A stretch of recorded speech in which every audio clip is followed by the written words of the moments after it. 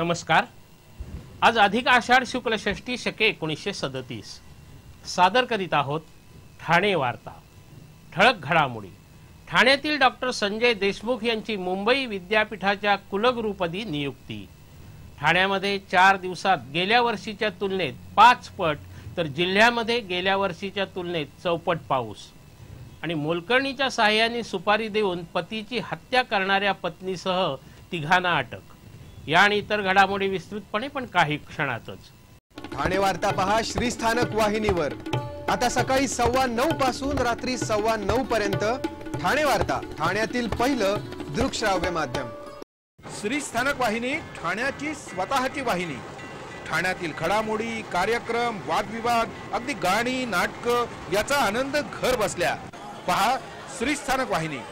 आपल्या ठाण्याचं हक्काचं व्यासपीठ श्रीस्थानक वाहिनी। ठाणे वार्ता आता संकेतस्थळावर देखील ठाणेवार्ता.com वर क्लिक करा आणि ठाण्याच्या घडामोडी जाणून घ्या।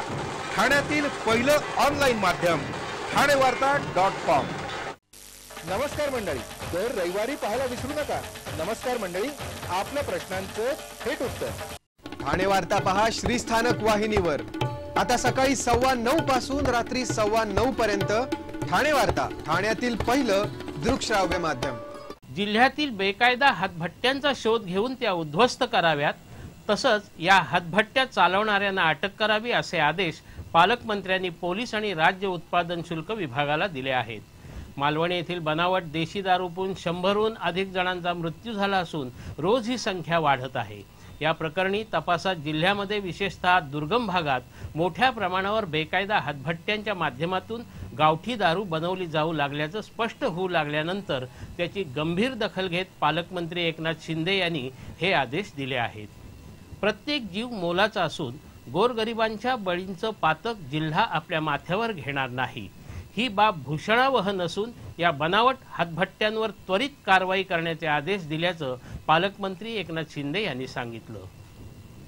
महाराष्ट्र हे पहिलं राज्य आहे जिथे 158 वर्षाचा इतिहास असलेला याच विद्यापीठाचा विद्यार्थी त्याच विद्यापीठाचा कुलगुरू होऊ शकतो, अशा भावना मुंबई विद्यापीठाचे नवनियुक्त कुलगुरू डॉक्टर संजय देशमुख यांनी व्यक्त केल्या। ठाण्यातील वृंदावन गृहसंकुलात राहणाऱ्या डॉक्टर देशमुख यांची मुंबई विद्यापीठाच्या कुलगुरूपदी निवड झाल्याबद्दल काल त्यांचा श्रीरंग एज्युकेशन सोसायटीतर्फे अनौपचारिक सत्कार करण्यात आला। त्यावेळी बोलताना डॉक्टर देशमुख यांनी या भावना व्यक्त केल्या। आपल्या निवडीमध्ये कोणतीही रस्सीखेच अथवा राजकारण झालं नसल्याचा निर्वाळा त्यांनी यावेळी दिला। आपण अजूनही प्राध्यापक असून समाजाच्या प्रत्येक घटकाला विद्यापीठाकडून न्याय मिळवण्यासाठी प्रयत्न करू असं त्यांनी सांगितलं। कुठलीही संस्था वाईट नसते, संस्थेविषयी राग करणं अप्रस्तुत ठरेल। विद्यार्थी हाच विद्यापीठाचा आधारस्तंभ असून 158 वर्षाचा इतिहास असलेल्या मुंबई विद्यापीठाची परंपरा पुढे चालू ठेवू अशी ग्वाही त्यांनी यावेळी दिली। ठाणेकरांच्या अपेक्षा पूर्ण करण्यासाठी या आधीच्या कुलगुरूंनी राबवलेल्या ठाणे आणि कल्याण उपकेंद्राच्या माध्यमातून वनवासी बांधवांना योग्य न्याय देण्याचा प्रयत्न करणार असून पदभार स्वीकारल्यानंतर ठोस योजना आखणार असल्याचं डॉक्टर संजय देशमुख यांनी सांगितलं। आज महापौरांनीही संजय देशमुख यांची मुंबई विद्यापीठाचे कुलगुरू म्हणून नियुक्ती झाल्याबद्दल खास अभिनंदन केलं। ठाण्यामध्ये गेले 4 दिवस सतत पडणाऱ्या पावसाने उच्चांक गाठला असून गेल्या वर्षीच्या तुलनेत जवळपास 5 पट पाऊस झाला आहे। ठाण्यामध्ये गुरुवारपासून पावसाने लावलेली हजेरी कालपर्यंत कायम होती। आज सकाळीच पावसाने काहीशी उघडीप घेतली होती। शुक्रवारी 180, शनिवारी 160 तर रविवारी 93 मिलीमीटर पावसाची नोंद झाली आहे। गेल्या वर्षीच्या तुलनेत जवळपास 5 पट पावसाची नोंद झाली आहे। गेल्या वर्षी जून महिन्यात 148 मिलीमीटर पाऊस झाला होता, तर यावर्षी आतापर्यंत एकूण 704 मिलीमीटर पाऊस झाला आहे। ऐन सुट्टीच्या दिवशी पावसाने हजेरी लावल्यामुळे ठाणेकरांना पावसाळ्याच्या खरेदीसाठी बाहेर पडणंही मुश्किल झालं होतं। मात्र भर पावसातही अनेक ठिकाणी छत्र्या, रेनकोट अशा पावसाळ्यातील खरेदीसाठी गर्दी झाल्याचं दिसत होतं।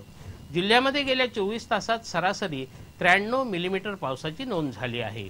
यामध्ये ठाणे 94, कल्याण 116, मुरबाड 84, उल्हासनगर 123, अंबरनाथ 51, भिवंडी 90 तर शहापूरमध्ये 91 मिलीमीटर पावसाची नोंद झाली आहे। जिल्ह्यामध्ये यावर्षी 1 जून पासून 22 जून पर्यंत सरासरी 370 मिलीमीटर पाऊस झाला आहे। तर गेल्या वर्षी 96 मिलीमीटर पाऊस झाला होता। त्यामुळे जिल्ह्यातही गेल्या वर्षीच्या तुलनेत याच काळात चौपट पाऊस झाला आहे। जागतिक योग दिन ठाण्यात सर्वत्र साजरा करण्यात आला। जागतिक योग दिनानिमित्त ठाण्यामध्ये विविध कार्यक्रमांचं आयोजन करण्यात आलं होतं। ठाणे महापालिकेतर्फेही जागतिक योग दिन साजरा करण्यात आला। योगाचार्या रंजना तिवारी यांनी यावेळी मार्गदर्शन केलं। महापौर संजय मोरे यांच्यासह वरिष्ठ अधिकारी, नगरसेवक या कार्यक्रमात सहभागी झाले होते।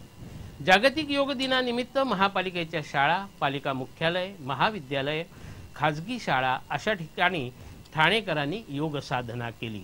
घंटाळी मित्रमंडळातर्फे गडकरी रंगायतमध्ये जागतिक योग दिनानिमित्त विविध कार्यक्रमांचं आयोजन करण्यात आलं होतं। तर आरोग्य भारतीतर्फे ज्ञानराज सभागृहामध्ये योगासनांवर आधारित उपक्रमांचं आयोजन करण्यात आलं होतं।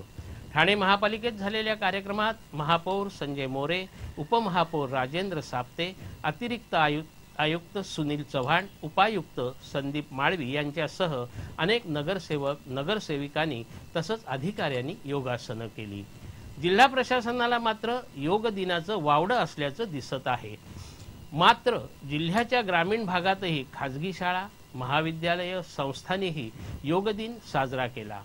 कल्याण, डोंबिवली, उल्हासनगर, बदलापूर अशा ठिकाणी योग साधना, योगासनं यावर योग गुरूंची व्याख्यानं झाली। तर काही ठिकाणी शाळेच्या विद्यार्थ्यांनी वज्रासन, पद्मासन, मयूरासन, धनुरासन, चक्रासन अशा विविध आसनांची प्रात्यक्षिकं सादर केली। ठाणे वार्ता पहा श्रीस्थानक वाहिनीवर। आता सकाळी 9:15 पासून रात्री 9:15 पर्यंत ठाणे वार्ता, ठाण्यातील पहिलं दृकश्राव्य माध्यम। आपला परिसर स्वच्छ आणि सुंदर ठेवण्यासाठी ठाणे महापालिकेत सहकार्य करा। ओला सुका कचरा वेगवेगळा जमा करा आणि रोगराईपासून मुक्तता मिळवा। ठाणे वार्ता आता संकेतस्थळावर देखील ठाणेवार्ता.com वर क्लिक करा आणि ठाण्याच्या घडामोडी जाणून घ्या। ठाण्यातील पहिलं ऑनलाईन माध्यम ठाणेवार्ता.com। डॉक्टर आणि रुग्णांचं पिढ्यानपिढ्यांचं जिव्हाळ्याचं नातं म्हणजेच डॉक्टर बेडेकर हॉस्पिटल।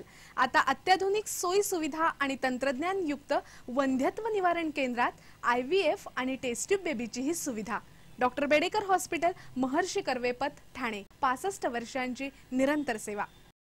जयपुरी ज्वेलरी एक्झिबिशन कम सेल, 50% बचत। American diamond sets, mangalsutra, fancy bracelet, fancy earring top, radium आणि गोल्ड प्लेटेड बांगड्या आणि अन्य ज्वेलरी फक्त जयपुरी ज्वेलरी एक्झिबिशन मध्ये, अशोका बेसमेंट जवळ, गोखले रोड, नौपाडा, ठाणे पश्चिम। ठाणे वार्ता पहा श्रीस्थानक वाहिनीवर। आता सकाळी 9:15 पासून रात्री 9:15 पर्यंत ठाणे वार्ता, ठाण्यातील पहिलं दृकश्राव्य माध्यम। ठाणे महापालिकेच्या 5 विशेष समित्यांच्या सभापती पदासाठी आज नामनिर्देशन पत्र दाखल करण्यात आली। शिवसेनेतर्फे क्रीडा, समाज कल्याण आणि सांस्कृतिक कार्यक्रम समिती पदासाठी संभाजी पंडित, शिक्षण समिती सभापती पदासाठी नरेश मणेरा, आरोग्य परिरक्षक आणि वैद्यकीय सहाय्यक समिती सभापती पदासाठी जितेंद्र वाघ, गलिच्छ वस्ती निर्मूलन समिती सभापती पदासाठी मंगल कांबळे आणि महिला आणि बालकल्याण समिती सभापती पदासाठी रेखा पाटील यांनी आपली नामनिर्देशन पत्र दाखल केली। ठाणे महापालिका आयुक्त संजीव जयस्वाल यांनी काल सुट्टी असतानाही वरिष्ठ अधिकाऱ्यांसमवेत शहराच्या विविध भागात फिरून 3 तास पाहणी केली। तसंच नागरिकांना भेटून त्यांच्या समस्या जाणून घेतल्या। गेले काही दिवस मुसळधार पाऊस पडत असतानाही ठाण्यात कोणतीही अनुचित घटना घडली नाही। पण आता रस्त्यांना खड्डे पडू लागले असून पालिका आयुक्तांनी याची पाहणी केली। रस्त्यावरील खड्ड्यांसाठी पालिका आणि वाहतूक पोलिसांनी एकमेकात समन्वय साधला असून खड्ड्यांची माहिती पोलिसांनी द्यावी असं आवाहन पालिका आयुक्तांनी केलं आहे।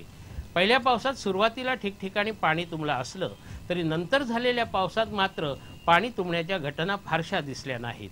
पालिका आयुक्तांनी आपल्या पाहणीत रस्त्यावरील राडारोडा आणि खड्डे भरण्याचे आदेश दिले। मलनिस्सारणाची कामं सुरू असलेल्या ठिकाणी कुठेही अपघात आणि दुर्घटना घडू नये यासाठी दक्षता घेण्याचे आदेश दिले। तर या प्रकरणी कोणताही हलगर्जीपणा खपवून घेतला जाणार नाही असा इशाराही त्यांनी अधिकाऱ्यांना दिला आहे। शहरी भागात पावसाने चांगली हजेरी लावली असली तरी तुलनेत ग्रामीण भागात मात्र फारसा पाऊस न झाल्याने शेतकरी चिंतेत सापडला आहे। ठाणे जिल्ह्यामध्ये ठाणे शहरातच पावसाची सरासरी जास्त दिसत असून त्यापाठोपाठ कल्याण, उल्हासनगर अशा शहरी भागात चांगला पाऊस झाला आहे। मात्र त्या तुलनेत ग्रामीण भागात पावसाने पाठ फिरवल्याचं दिसत आहे। गेले 3-4 दिवस पडणाऱ्या पावसाने आज काहीशी विश्रांती घेतली आहे। जिल्ह्यातील सर्वाधिक धरणं असलेला तालुका म्हणून शहापूरची ओळख आहे। मात्र शहापूर आणि मुरबाड तालुक्यात पावसाने जोर पकडलेला नाही। या तालुक्यांमध्ये सरासरी 5% पाऊस झाला असून पेरणीच्या कामासाठी हा पाऊस पुरेसा नसल्यामुळे शेतकरी चिंतेत सापडला आहे। काँग्रेसचे गटनेते संजय घाडीगावकर यांची प्रकृती आता स्थिर असून त्यांच्यावर झालेल्या हल्ल्याची चौकशी गुन्हे अन्वेषण विभागाच्या युनिट 5 कडे सोपवण्यात आली आहे। ठाणे महापालिकेतील भ्रष्टाचार चव्हाट्यावर आणणाऱ्या संजय घाडीगावकर यांनी सत्ताधाऱ्यांना अनेकदा अडचणीत आणलं होतं। शुक्रवारी रात्री आपल्या मित्रासमवेत घरी जात असताना 2 अज्ञात हल्लेखोरांनी पाठीमागून घाडीगावकर आणि त्यांच्या मित्रावर हल्ला केला। त्यांच्या डोक्यात आणि पाठीत लोखंडी पाईपनी जोरदार प्रहार करण्यात आले। घाडीगावकर यांच्या डोक्याला जबर मार लागल्याने त्यांच्यावर ज्युपिटर रुग्णालयात उपचार सुरू असून त्यांची प्रकृती सुधारत आहे। दरम्यान या प्रकरणाचा तपास गुन्हे अन्वेषण विभागाकडे देण्यात आला असून पोलिसांनी घटनास्थळावरील क्लोज सर्किट कॅमेऱ्याचं चित्रीकरण तपासण्यास सुरुवात केली आहे। लवकरच हल्लेखोरांना पकडलं जाईल अशी पोलिसांना आशा आहे। कौटुंबिक कलहातून मोलकरणीच्या मदतीने पतीची हत्या करणाऱ्या पत्नी आणि मारेकऱ्यांच्या मुसक्या ठाणे गुन्हे अन्वेषण शाखेने आवळल्या आहेत। एका पत्रकार परिषदेत ही माहिती देण्यात आली। भिवंडीतील कासारहळीमध्ये दिलीप कुमार जैन यांची हत्या करण्यात आली होती। त्यांच्या अंगावरील दागिने आणि रोकड असा 1.25 लाखांचा ऐवजही चोरून नेण्यात आला होता। पोलिसांना या प्रकरणी दिलीप कुमार जैन यांची पत्नी पायल हिच्यावर संशय होता। पोलिसांनी या दृष्टीने तपास सुरू केला। त्यावेळी त्यांना या इमारतीच्या जवळ एक क्लोज सर्किट कॅमेरा असल्याचं आढळून आलं। या कॅमेऱ्यातील चित्रीकरण तपासलं असता हत्येच्या दरम्यान राजस्थानी पेहरावातील काही व्यक्ती आढळून आल्या।